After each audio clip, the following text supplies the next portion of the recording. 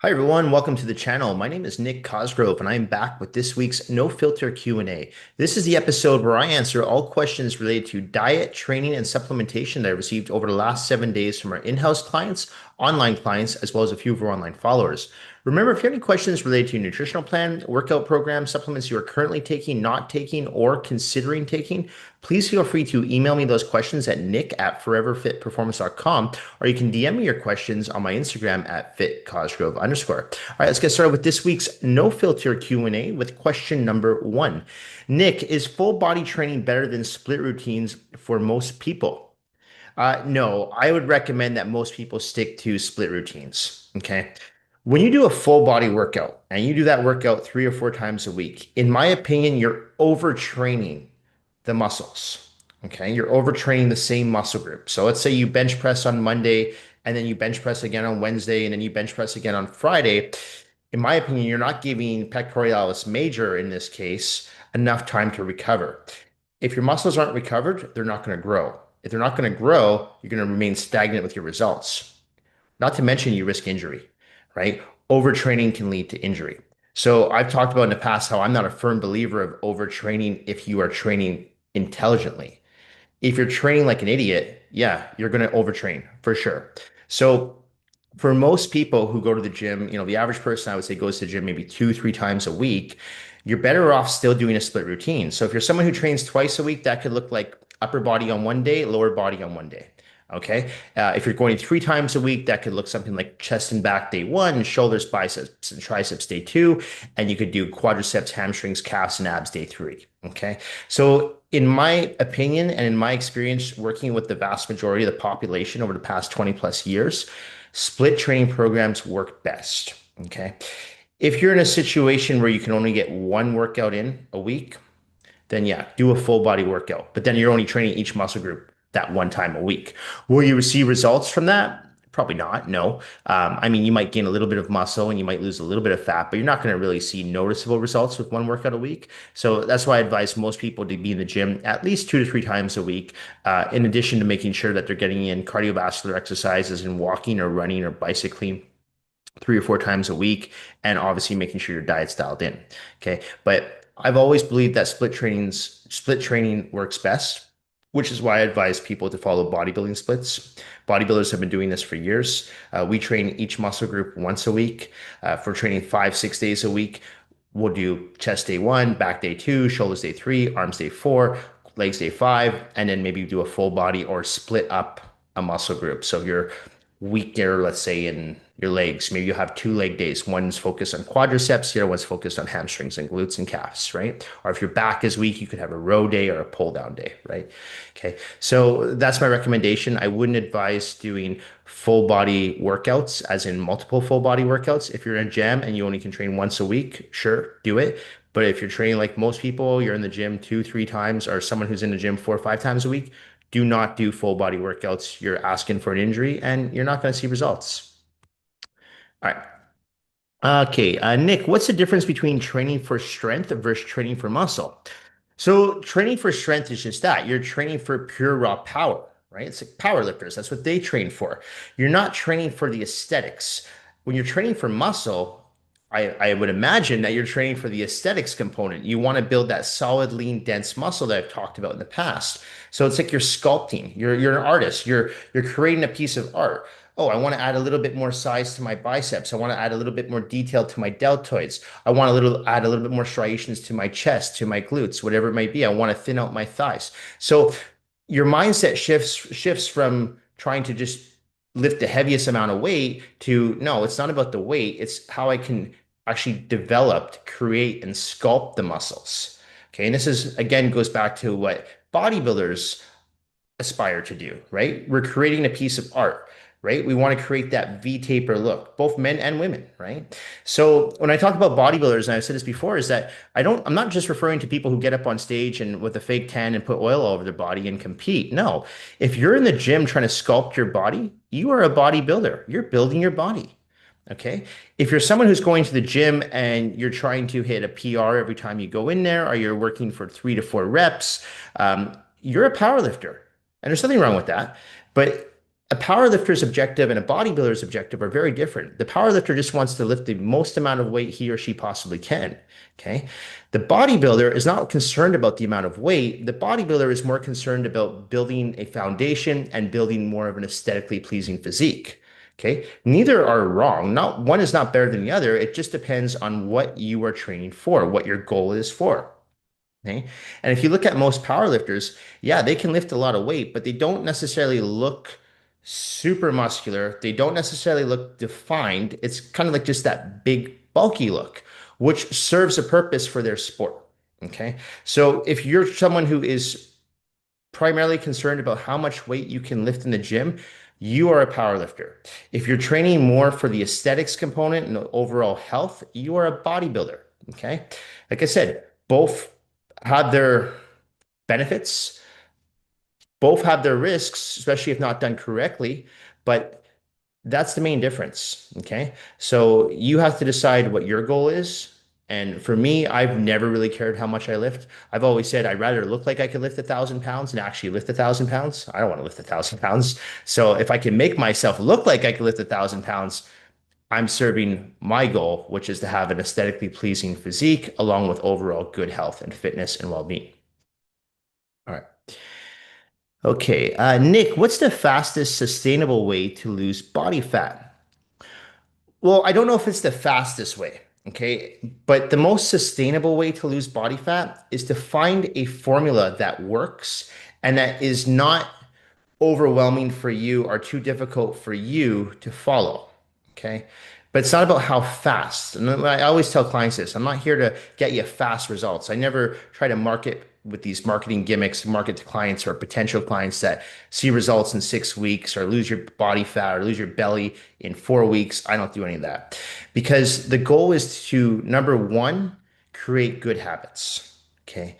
So if you're someone who follows a really shitty diet, your goal right now should be to correct that diet. You shouldn't be worried about losing body fat right now. Your number one objective should be, okay, I need to clean up my diet right now. I need to create a healthier diet so I'm not craving sugar. So I'm not crashing in the middle of the day. So I'm not relying on stimulants. That should be your number one goal.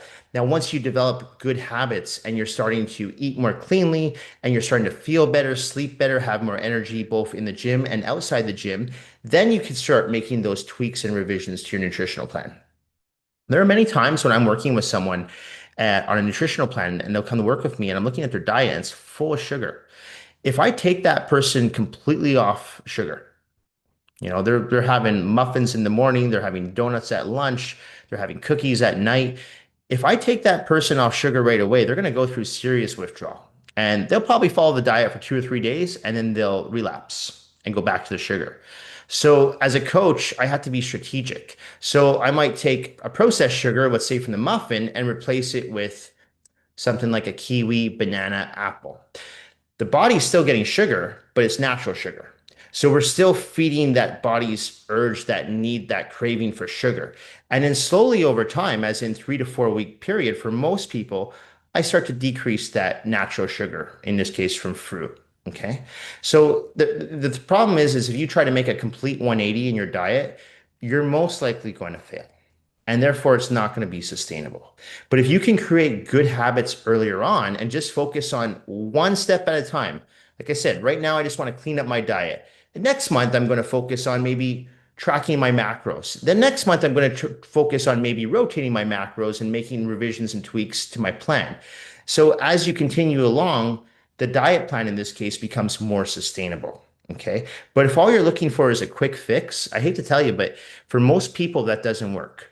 There are a few people out there they can switch that mindset and go, okay, yeah, no, I'm going to switch over. But in my experience, most people can't do that. And also, why put your body through that such extreme demand of just switching from doing like crappy eating, not even moving sedentary lifestyle to a complete 180, working out 6 days a week and eating like a bodybuilder? It's not a good idea. Okay, so you want to do it slowly. So you make smaller goals along the way that turn into larger goals. Okay, and then you achieve your ultimate goal. So it's good in your back of your mind to say, I'd like my physique to look like this, but in order for me to get from point A to point B, I have to make sure that I'm doing everything correctly so I don't relapse, I don't withdraw, and I don't give up. So I can't tell you the fastest way, but I can tell you that the most sustainable way, which eventually will turn into the most effective way to keep weight off and continuously lose body fat while build muscle, is to find a plan that is sustainable. And the only way you're going to do that is to create good habits. And then as you continue along with your plan, both your nutritional plan and your training program, you find the formula that works for you and specifically you. Okay. And that's why a lot of people hire coaches because they have a hard time figuring out what that formula is. Because I can tell you right now, the formula is not the same for everyone. It's definitely not. That's why a lot of these generic programs that you find on like ChatGPT or you find from like online copy and paste programs, they don't work because your body is different than the person's body next to you. Your lifestyle is different than the person next to you, right? Your genetics are different than the person next to you. So it would be ridiculous to follow a one size fits all program. Okay. But once you find that formula, you stick with it until it stops working. Because I promise you this, it will stop working. And that's when you need to troubleshoot and you have to learn how to surpass these plateaus, whether it be in the gym, whether it be in the diet. Okay. Again, working with a reputable, knowledgeable coach can definitely help troubleshoot this for you and make it much easier than going through all this trial and error. Right. So that's my recommendation is to create good habits earlier on and focus on smaller goals before you turn them into the larger goals. Okay. Still have those larger goals in the back of your mind, but don't have that as your sole goal. Have smaller goals along the way so you know when and where to make those revisions and tweaks to your plan when necessary. All right. Nick, what are some signs you're losing muscle instead of fat? Yeah, that's a good question. So a lot of times when I'm working with someone on a nutritional plan, or I shouldn't say a lot of times, all the time when I'm working with someone on a nutritional plan, I ask them for weekly check-ins. They're bi-weekly check-ins. Okay. So I have clients that send them their check-ins to me, my Canadian clients on Tuesdays and Fridays, and my American clients on Mondays and Thursdays. In that check-in, one of the questions that I ask, and I ask every single person I work with to let me know is if their strength is going up or going down or staying the same in the gym. The reason I ask that is because if I'm working with someone and let's say they've lost 3 pounds in 1 week, okay, on the scale, they're down 3 pounds. On a scale, that looks great, especially if the person's trying to lose weight. But attached to the weekly check-in, if they're also telling me that my strength has gone down, that's an indicator that there's something else going on. That's an indicator that they're losing muscle. That's an indicator that they're potentially dehydrated. That's an indicator that maybe I'm not giving them enough carbohydrates to replenish their glycogen storages. So this is why, as a coach, I ask for this feedback. Because if all I'm looking at is the number on the scale and their photos, and I don't have any other feedback at all, what's going on, I'm not doing my job. I'm not going to be able to make the proper revisions. So that person that's lost 3 pounds in this scenario, it's not a good situation because if their strength is going down, that's telling me right now, like, hey, there's a good chance this person is losing muscle. Like I said, they could also be dehydrated, or maybe I'm not giving them enough carbohydrates. But if they're losing muscle, the first place they're going to notice it is in the gym with their strength. Okay. And just like I tell people, you can tell if you're losing weight by how your clothes fit, right? So if you have like a form-fitting shirt and all of a sudden, it fits you really well for your guy, let's say in your chest, and it starts getting a little bit smaller, that could be an indicator that you're losing muscle. Okay. Now, if you're someone who's overweight, that's probably a good indicator that you're losing fat. Okay. Especially if your strength is the same or going up in the gym. So this is how you tell you're putting together a good nutritional plan. A good nutritional plan, you should never have your strength decrease.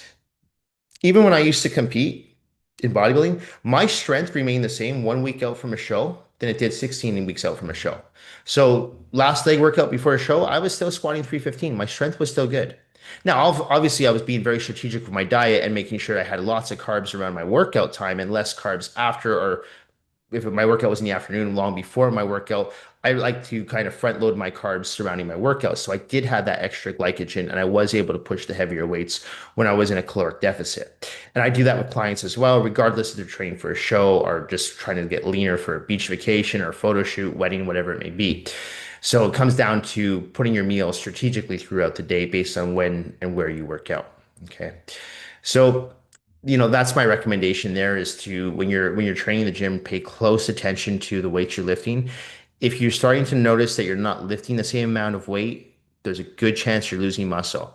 If you're starting to notice that you're chronically tired throughout the day and you're constantly relying on stimulants, espressos, coffee, sugar, that's a good sign that you're also losing muscle. Okay, because if you're in too severe of a caloric deficit, your body will burn muscle, not fat. Okay. So that's why it's important to pay close attention to not just the macronutrients, but the micronutrients, the quality of the food you're consuming, and not just the calories. All right. Okay. Nick, how long does it really take to build visible muscle? So this will depend on quite a few factors, right? Genetics being one of them, your fitness level, how long you've been training. If you're someone who's completely new to the gym, as in you've never lifted weights before, it might take you a little longer because you have to learn proper form and technique, right? But if you're someone who's trained before, but maybe you took like a year or two off from the gym, I have clients like that. They come see me and I haven't trained for a year, but I do know how to do a bench press. I know how to squat. I know how to deadlift. That won't take as long because you have muscle memory. So you've built that foundation before, so we can get it back. Okay. So that's going to be another factor.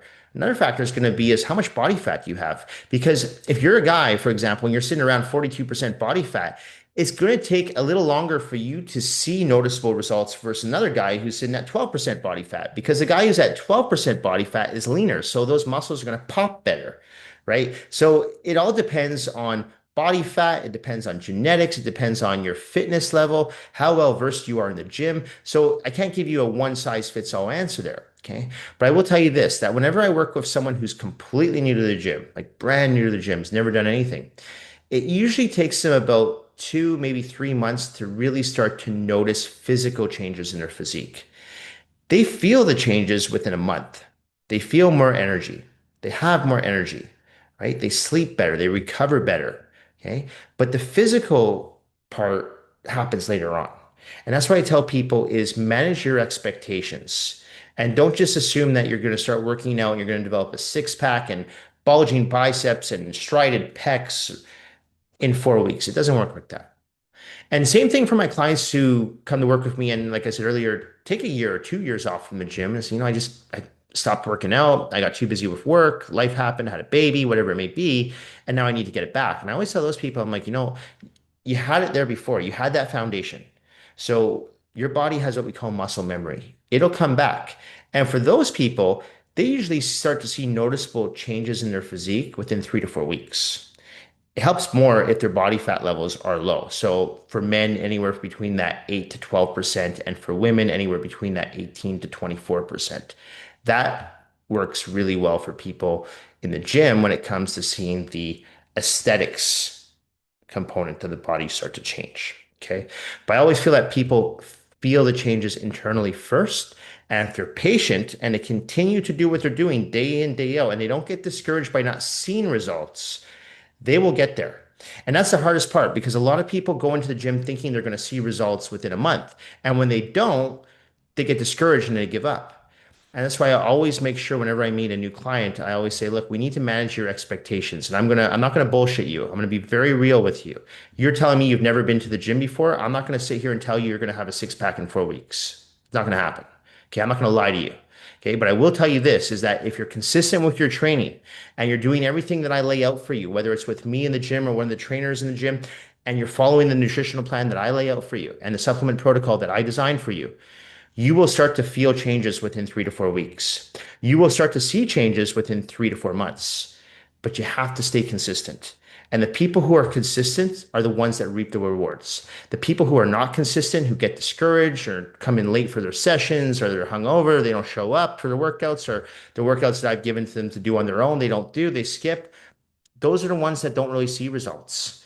So it's all about consistency. Okay, so it's not a fits all answer, but I can promise you that whether you're a beginner or an intermediate lifter, you will see results as long as you are consistent. Okay. Nick, how do you train around joint pain or minor injuries? Yeah, another good question. So typically what I'll do, depending on the individual that I'm working with, like say I'm working with someone who suffers from patellofemoral syndrome, which is a problems with the knee. Okay. I'm not going to start them right with barbell squats. That would be fairly ignorant of me to do that as a coach trainer because that's a compound movement and it puts a lot of stress on the patella and the meniscus. Okay.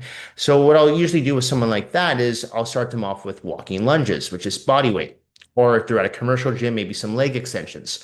What I'm trying to do there is release synovial fluid throughout the knee. Okay. In this case. Once synovial fluid is flowing through the joints, your joints are more lubricated. The chance of you injuring or feeling pain while doing a squat in this case are low to none. Okay. But if you have something like patellofemoral syndrome and you go in and you start squatting, there's a good chance you're going to feel some pain and discomfort and could even injure yourself. So it's always good to train smart and warm up properly. Now, if you don't have knee pain, like I don't have knee pain, I usually start my legs with squats, no problem, but I don't have knee pain. Okay. I have other people in the gym who have tennis elbow or golfer's elbow. So it would be a mistake for me to start them with a narrow bar press down or some easy bar skull crushers because that's put a lot of strain on the elbow. So what I'll typically do with clients like that is I'll start them with some cable rope extensions. Okay. Something again that allows a little bit more mobility and flexibility throughout the joints and tendons and muscles and allows the client to warm up properly and release synovial fluid throughout the joints, tendons, and ligaments. Okay, so it really depends on where your let's say your problem is situated, whether it's in your elbows, your rotator cuff, your hips, your knees. Now, let's say it's everywhere. You've got joint pain, which is very common with people, especially people who get into their early 50s, maybe late 50s, 60s, who have been fairly sedentary their entire life and are just starting getting into the gym. A lot of times people just have joint pain from wear and tear. Okay.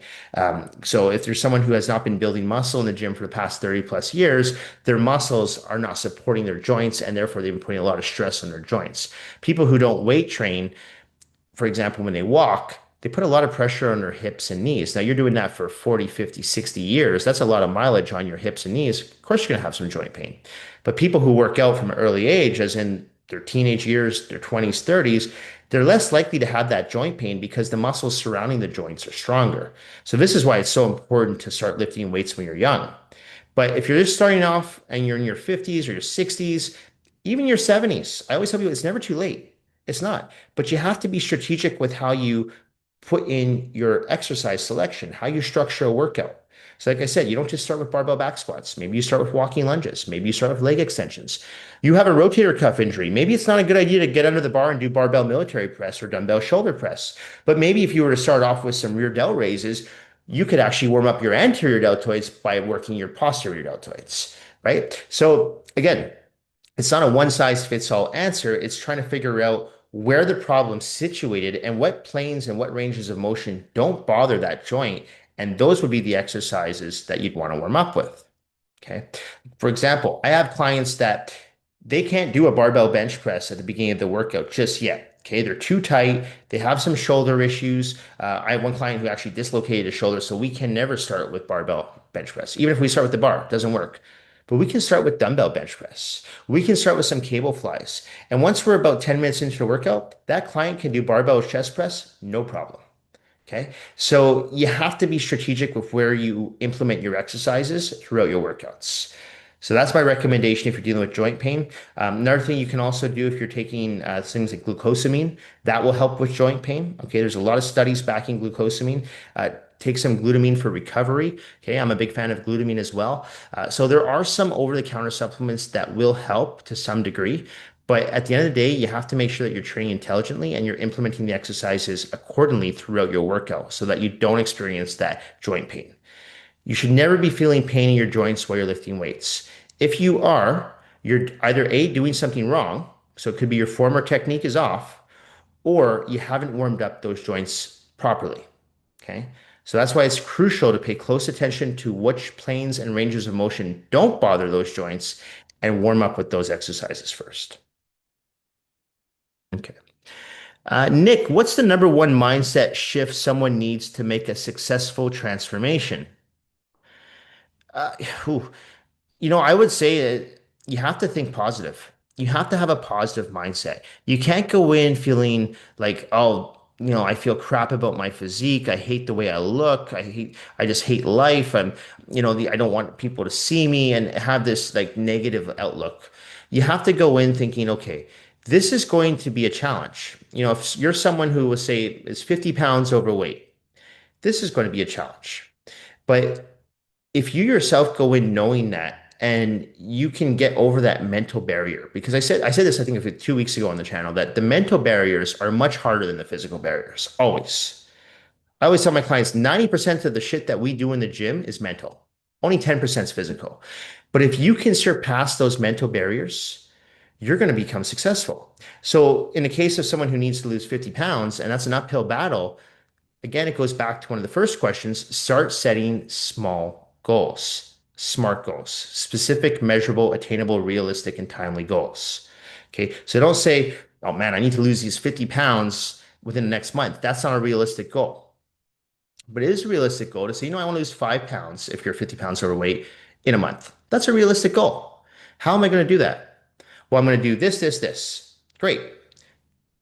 You have a plan in place, but you have to think positive because when times get tough, as in you hit a plateau with the weight on the scale, or you've hit a plateau with how much weight you're lifting in the gym, or on the days that you don't feel like going to the gym, you're unmotivated, you still hate the way you look, the way you feel.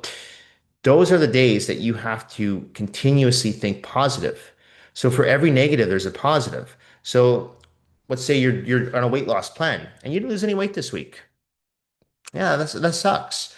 But rather than beat yourself up over it and give up or go bingy because you're all upset because this whole week has been a waste, you didn't lose 1 pound, switch that to a positive and go, okay, I didn't lose weight this week. What did I do wrong that I can correct? And you go back to the drawing board. If you're not working with a coach, you look over your own diet. You look over your own training program. You know what? I probably could add in an additional 15 minutes of cardio per session right now. Right now, I'm only doing 15 minutes of cardio. Let's bring that up to 30 minutes. Oh, you know what? Maybe I had 2 cheat meals this week. Let's bring that down to one or no cheat meals for now until I start losing 2 pounds a week again. So you troubleshoot. And I do that with my clients all the time. Okay. That's all I do. And I always tell people it's pretty simple what I do, but at the same time, I've been doing this for a long time. So I've seen issues arise. And when people don't continuously progress, it's usually a mental barrier, something that's stopping them. Okay. Because whenever I'm working with someone, I'm like, your diet's in check, your training program's in check, but you're not executing the plan correctly. You're not eating all your meals, or you're eating too much, or you're not training enough. You're not doing your cardio. There's always something. Okay. Never in all my time coaching people, never have I been like, oh, I wonder why you're not losing weight. I can usually figure it out pretty quickly by looking over their check-in. I'm like, okay, you haven't lost weight this week. Sometimes it's because of stress, for sure. And for women, a lot of times it could be because they're on their period. I have a lot of women I work with when they're on their period, they put up easily 4 to 5 pounds of water weight. So that's why, again, these weekly check-ins are so important because if I'm working with someone who's put on 4 to 5 pounds of weight and I know their diet's good, they follow their diet to a T, they're getting all their training sessions in, and it's a woman, and she says, well, I'm on my period. I'm like, okay, now we know why you put on that weight. So I'm not going to start reducing your calories. I'm not going to start increasing your cardio because I know by this time next week, you'll have lost that water weight. And sure enough, they always do. So this is why it's so important to ask for feedback if you're a coach from your clients. If you're doing it on your own, keep, I don't like to say keep a diary, but keep a journal. Keep a journal of what you're doing. Okay. Because this is so important because you can go back and say, okay, this is where I need to make changes. And this is why I tell people when you're doing a nutritional plan, it's important to track your macros. Okay. Once you get to a physique that you like or a body weight where you feel comfortable at, you can relax on your macros. You don't have to, I don't count my macros today. Like I still measure out my portions for all my food, but I'll still have a meal out at a restaurant or something like that. But I'm happy with the way I look and the way I feel, and I'm comfortable with my weight on the scale. So I don't need to track my macros. But until you get down to that weight that you want to get to, or until you have that physique that you've trying to aspire to look like, you're going to have to do your homework. You're going to have to pay attention to what's going in your body and what you're doing outside, as in the gym and with your cardio. Okay. So that's what's important. Okay. So you need to shift yourself to having a positive mindset. You can't think negatively, but at the same time, you have to manage your expectations accordingly. Okay. Okay, one more question. Nick, can you transform your physique after 40? Absolutely, you can. There's a lot of people now who are transforming their physiques at 60. Okay, I see tons of photos of people online, and they're not filtered photos. They're people in their 70s, and they're looking great. And they only started training at 65. When you hit their retirement years and they're like, you know what? I need to start taking better care of my health. I've had clients start working out with me in their mid 60s, early 70s. They've worked hard their whole life. They've built an incredible business. They have all this money, but their health is starting to deteriorate. So they start to work with a trainer. And all of a sudden, their health gets better internally, their physique starts to make changes, and they look better at 70 than they did at 40. So you can definitely make changes with your physique. Again, you can't let set you I should say you can't set limitations on yourself because of your age. You can't, because if you start doing that, you will never ever succeed. You can't go in there and feel like a victim. Oh, I'm 45, I'm middle aged, I've never worked out, I got this big gut, I got kids, I got blah blah blah. No victim mentality. Okay? You got to get your shit together and say, you know what? I want to take control over my physique. I can take control over what I put into my mouth, as far as food is concerned, right? You can control that. Okay. As far as your training, yes, I do have time to go to the gym. There are 24 hours in a day. So I can find that time to go to the gym. And this is what I was talking about earlier. It's the mental barriers. It's not the physical barriers, it's the mental barriers. Whenever I'm feeling tired, I always tell myself, man, I have so much energy. It's like I lie to myself. And the reason I do that is because I'm trying to be positive with myself and say, no, I'm not tired. I feel good. People ask me since I've had my surgery, I get this every day from someone. How's your incision, right? How's your abdominal region, right? How's your groin? Because I had the hernia surgery last week. And I always tell people, I feel fantastic. I feel great. Okay. And it's not that I'm trying to lie to the people, because I'll tell you right now, I don't feel 100%. I'm still in somewhat pain, but I tell myself I feel great. Okay. Because by telling myself that, in my mind, I'm telling my body, we need to start healing. We need to get back into this. We can't lay in bed all day. I laid in bed for one day and I was up the next day. Okay. I was like, no, I'm not going to allow myself to lie in bed and feel sorry for myself. Okay. I had my surgery on Thursday evening. By Saturday morning, I got up and cleaned my place. I was walking outside. By Sunday, I was back at work. Okay.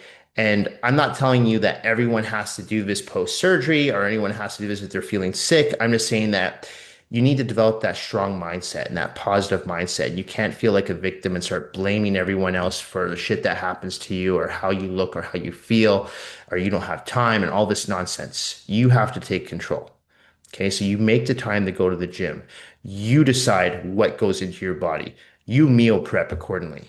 Okay, and you continuously do it time in, time out. Okay, because honestly, if you're serious about transforming your physique, I don't care how old you are. I don't care if you're 90. You can do it. Okay, but it all starts from up here.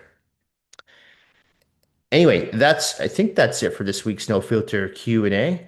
Oh, no, sorry. I do have one more question. Here it is. Sorry. Actually, I have a few more questions, but I'll answer the next questions on next week's Q&A. Okay, so just let me get this last one. Nick, what's one thing you wish more people understood about changing their body? Um, you know, again, it comes down to knowing that it's going to be a challenge. It's not going to be easy. And, I said this a few times today, it's setting realistic goals and managing your expectations accordingly. All right. So if you are that person that is 300 pounds, when you start to lose weight, you're most likely going to have some loose skin. So at that point, you might want to be thinking, once I get there, do I want to do surgery? Do I want to take out this loose skin?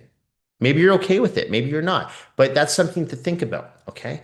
Um, if you're someone like myself, I knew after my first two bodybuilding shows that I didn't have the genetics to become a professional bodybuilder. I knew that. So I didn't continue down the path of, oh, let's just take more drugs to get a better physique. Let's just diet harder. Let's just make myself even more and more and more obsessed with this lifestyle that's really giving me nothing back in return. But I can still train because I like training. And I can still build a pretty decent looking physique because I love to train and I feel that I know how to train correctly. And I can still coach people. So even though I'm not going to be a professional bodybuilder, which was never really my ultimate goal, but I also knew that I didn't have the genetics to go that far. And I wasn't willing to push myself as far as supplementation, steroids to go that far. Okay. So I set realistic expectations on myself and I still push myself day in and day out in the gym. Well, not right now, I can't train, but when I am in the gym, I still push myself. Okay. So it's important to set realistic goals. So if you're someone who is, 2 years into lifting and says, I want to win the Mr. Olympia, that might be possible. I mean, I don't know your genetic potential, but there's a very good chance that there's only one Mr. Olympia in the whole world. So there's a very good chance that you're not going to be that person. Okay. So you have to, again, start setting realistic goals. I can't be Mr. Olympia, but maybe I can win a local bodybuilding show. Maybe I can win a local bikini show. So that's a goal. And, that's a realistic goal for a lot of people. Okay. Other people, it might just be, I'm turning 50 this year and I want to be able to play with my granddaughter without losing breath. I want to be able to chase after my grandson without, having to sit down, right? I want to be able to go for a walk with my partner for 2 hours and not feel pain in my hips or knees. That's a realistic goal. Okay, so you have to think as the body in a holistic manner. You can't just think externally, you have to think internally. Okay. So everything you do in the gym and with your diet helps your body. And that's what you should be trying to do is as opposed to punishing your body and saying, oh, last night I ate a box of donuts and I had a pizza and I had a few drinks. And now I'm going to go to the gym and punish myself for doing all that. No, no, no. You got to think every time you go to the gym, you're doing something good for your body. Okay. You're rewarding your body. Okay. You're fueling your body the nutrients it needs with a good diet. You're not punishing yourself by eating clean. You're not punishing yourself by going to the gym and training your legs. Okay. You're doing something that's good for your body. And the ROI is going to be the best ROI you ever receive because it's your health. It's your health. It's your physique. It's your fitness. It's your overall well-being. So you have to change again, like I said earlier, you have to change that mindset into a positive mindset because I'm so grateful that I can go to the gym. I'm so grateful that I can actually afford to eat a clean, healthy diet. Okay. And that's the way I look at things. So I'm always like, man, I'm so lucky that I'm able to cook all my own meals. I'm so lucky that I'm able to go to the gym and work out as opposed to, oh, no, this is punishment for, you know, shitting the bed on my diet last week or punishment because I skipped the gym for the last month. Okay. So switch your mindset, become more positive. Think of it as a holistic experience. You're working both internally and externally, and you're rewarding your body with exercise and proper nutrition.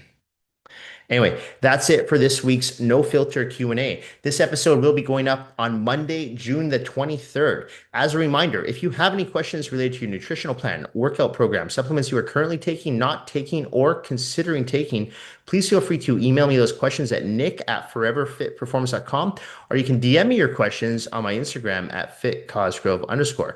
Thank you all for watching. Thank you for supporting my online coaching business as well as my in-house personal training business here in Vancouver, British Columbia. I truly do appreciate all the support and feedback that I receive from each and every single one of you. Thank you all again, and I will see you all next week. Bye for now.